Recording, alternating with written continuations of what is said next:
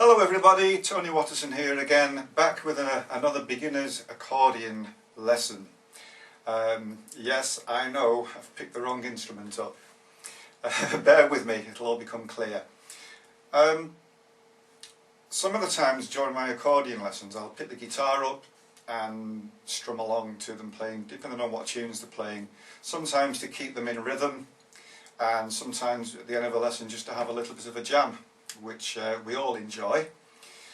And because of this, one or two of my, or three or four of my accordion pupils are now having guitar lessons off me as well, and doing very well with it.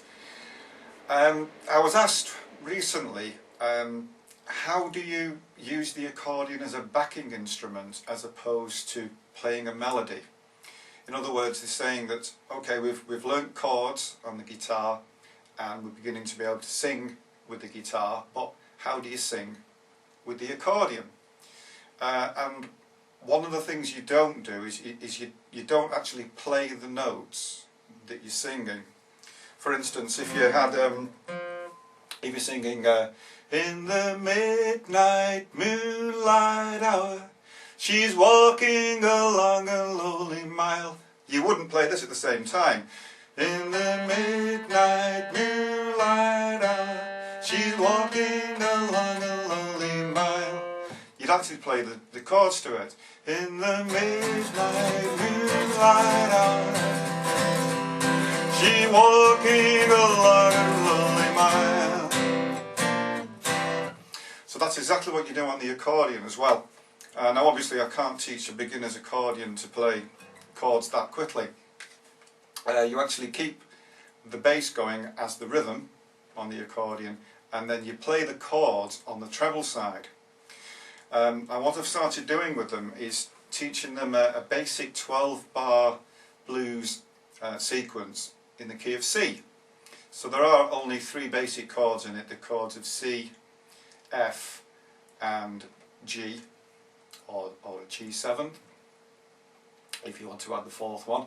And we've started doing this sort of thing, so bear with me a second. We do a 12 bar in the key of C.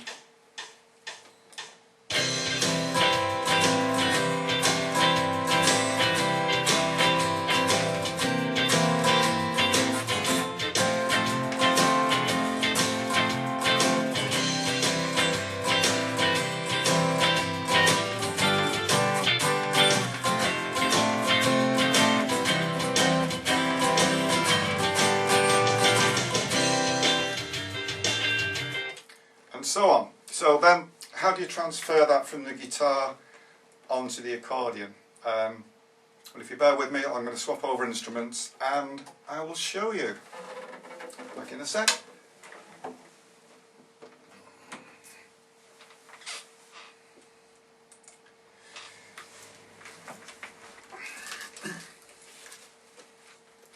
Like I say, there are only three basic chords in a 12 bar in the key of C. On the bass side you would have your C and your C major chord.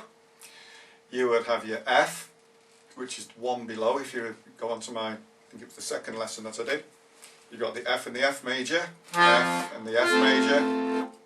You go back to your C with your C major, your G with the G major, the F and the F major, and the C with the C major. Now, when we did our major scale, C major scale, we also did an arpeggio, which is made up of the notes of the C major scale. If you remember, it was C, E, G, and C at the top. Huh?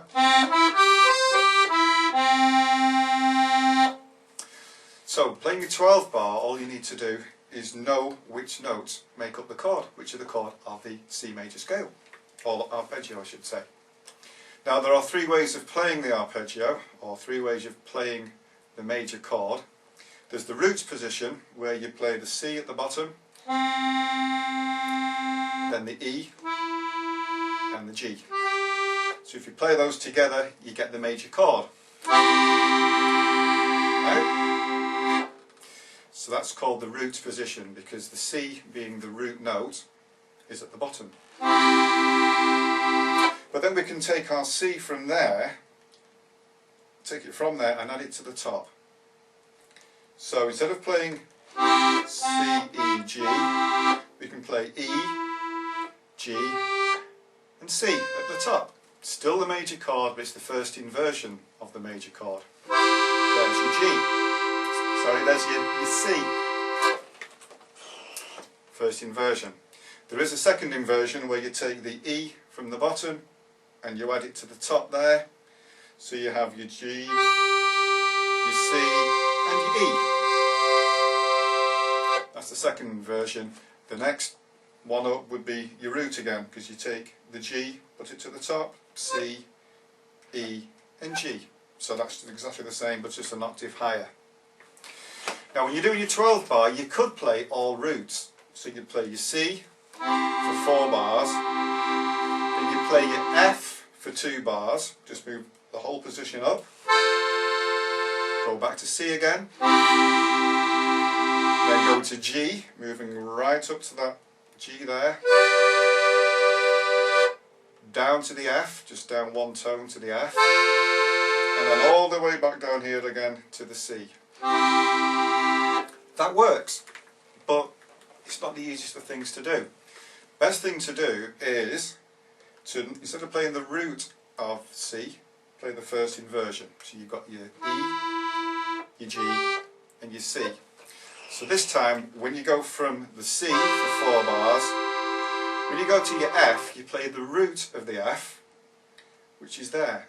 So you can leave that finger where it is, the little finger, and you just move the E to the F and the G to the A. So you're going from there to there and back again to C. When you do your G, again use your root. It's not so far to go, it's not like going from there to there. You're only going to go there to there. So you're moving your hand up to the G with your first finger, the B and the D. And then just down 1 tone to the F.